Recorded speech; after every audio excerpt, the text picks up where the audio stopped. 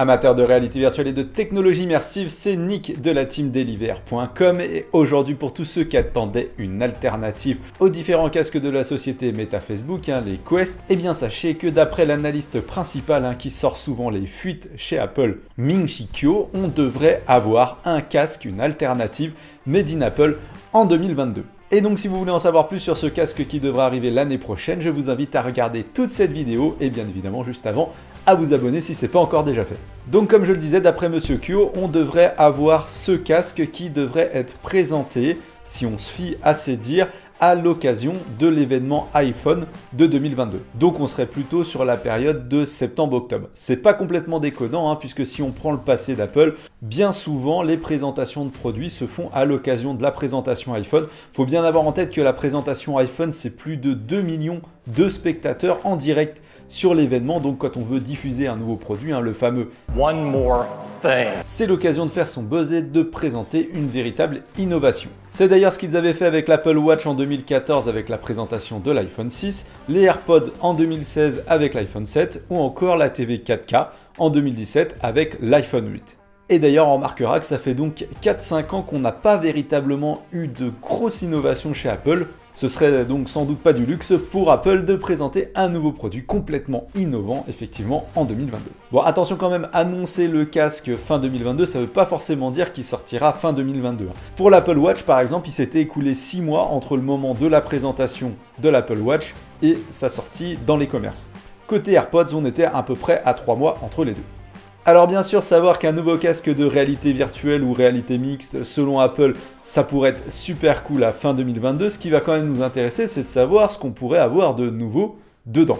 Toujours si l'on en croit Kuo, déjà il devrait ressembler à ça. J'ai pu trouver un modèle 3D représentant à peu près ce design, finalement assez proche de ce que nous avons pu voir par le passé, côté casque de réalité virtuelle, mais surtout l'information intéressante sur le design du casque, ou plutôt sa conception, c'est que ce casque, alors qu'il serait autonome à l'image d'un Quest, ne pèserait que 300 à 400 grammes, là où un Quest 2 pèse un peu plus de 500 grammes. Une cure d'amaigrissement qui ne serait donc sans doute pas à négliger et qui annoncerait un casque aux dimensions sans doute moins imposantes, plus discret que le casque de Meta. Comme je le disais, le casque serait autonome et n'aurait donc pas besoin d'un iPhone ou d'un iPad pour fonctionner. Si l'on en croit toujours Kuo, le casque sera alimenté par 2 puces, une première puce qui serait à peu près de la puissance de la M1 qu'on trouve aujourd'hui dans les MacBooks. Bon, on attend quand même de voir comment le casque va gérer sa consommation et sa chaleur avec un tel niveau de puissance, mais il faut reconnaître que ce serait quand même du très lourd. Et Apple prévoirait une seconde puce en support pour faire fonctionner les différents capteurs, interpréter les différents calculs de toutes les caméras et de tous les capteurs de mouvement qui seraient intégrés au casque. Alors on parle quand même de 15 caméras qui seraient intégrées à ce casque, dont 6 à 8 caméras qui seraient destinées à reproduire l'environnement extérieur quand on utilise le casque en réalité augmentée. Et donc on aurait dans toutes ces caméras également 6 caméras qui seraient destinées à la reconnaissance du visage, mais aussi aux détections des mouvements des yeux. Côté écran, là aussi ça promet du lourd puisque toujours selon Ming-Chi Kuo, on aurait 2 dalles 4K micro OLED à l'intérieur du casque de réalité virtuelle. Certains même parlent de définition 8K par écran. Bon, franchement, on aurait un peu de mal à y croire. Par contre, la définition 4K par écran micro OLED, c'est pas totalement déconnant puisque on a vu récemment Sony, je vous faisais une vidéo sur le sujet qui nous a présenté un prototype de casque qui justement contient ce type de matériel. Bon, après, comme on le soulevait dans cette vidéo, ce qu'on craint, c'est que du coup, on pourrait avoir un champ de vision amoindri, c'est-à-dire qu'on pourrait voir un peu plus les bords de l'écran. On espère que ce ne sera pas le cas dans le casque d'Apple, mais on peut compter sur leur expertise autour des optiques, autour des écrans et de tous les achats de start-up, j'y viens juste après, qu'ils ont fait pour espérer quand même avoir un rendu très intéressant à l'intérieur de leur casque de réalité virtuelle. Côté son, on parle d'une mystérieuse technologie de son spatialisé qui serait directement dérivée des AirPods Pro. Ça peut être sympa. Et du côté de l'expérience, là encore, Apple a de nombreuses cartes dans sa manche. Déjà, notons un point important, comme je le disais juste avant, Apple n'a pas lésiné à racheter des entreprises dans le domaine. On pourra ainsi noter les achats en 2015 des startups FaceShift, spécialisé en capture de mouvement, ou encore Meta.io, expert en réalité augmentée. Mais les achats peut-être les plus parlants, c'est l'acquisition de la startup VRVANA en 2017 qui proposait un prototype de casque de réalité mixte qui nous avait d'ailleurs assez bluffé lorsque nous avions eu la chance de poser les mains dessus sur un prototype, ou encore la société NextVR spécialisée dans la retransmission en réalité virtuelle beaucoup plus récemment en 2020.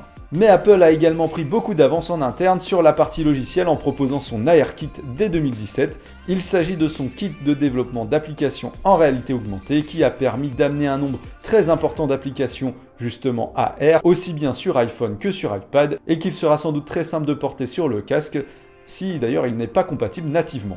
Côté technique, une autre avancée intéressante apportée en 2020, c'est le capteur LiDAR. Un capteur capable de détecter les profondeurs et les reliefs des objets qui nous entourent ou des décors qui nous entourent grâce à des impulsions infrarouges. Couplé avec les autres capteurs, la technologie permet ainsi de scanner des objets en 3D de façon assez correcte, mais surtout elle pourrait être employée sur le casque d'Apple pour détecter très précisément la position des mains et les mouvements des doigts, ce qui pourrait rendre les interactions très fluides dans le monde virtuel tout en s'affranchissant de contrôleurs pour les applications adaptées. Bon, reste que tout ça devrait pas mal saler la note, puisque toujours selon l'analyste, le casque devrait être proposé à plus de 1000 $, soit assez loin des tarifs pratiqués par Meta avec les Oculus Quest. Certains parlent même de 3000 $, je vous laisse imaginer, mais cela n'empêche pas Apple d'avoir de très belles ambitions de volume, puisque toujours d'après l'analyste Kyo, ce dernier estime qu'Apple a concentré environ déjà 1000 employés qui travailleraient déjà sur le produit et que la firme souhaiterait écouler 3 millions d'unités dès la première année, dès le premier modèle qui sortirait donc en fin 2022-2023, sachant qu'Apple ne s'arrêterait pas en si bon chemin puisque un second modèle plus léger serait prévu dès 2024 avec un volume de vente attendu autour des 10 millions d'unités. Alors assistera-t-on à une bataille Apple versus Meta sur le marché des casques autonomes sur les prochaines années ? C'est très probable. Je sais pas ce que vous attendez de tout ça, n'hésitez pas à m'en parler dans les commentaires, mais en tout cas moi ça me met bien l'eau à la bouche. Voilà, moi en tout cas j'espère que vous aurez comme d'habitude apprécié cette vidéo. Si c'est le cas, n'hésitez pas, n'oubliez pas de mettre le petit pouce juste en bas, de vous abonner à la chaîne si c'est pas encore déjà fait. Moi je vous dis à très bientôt pour de prochaines aventures en réalité virtuelle. À bientôt les amis.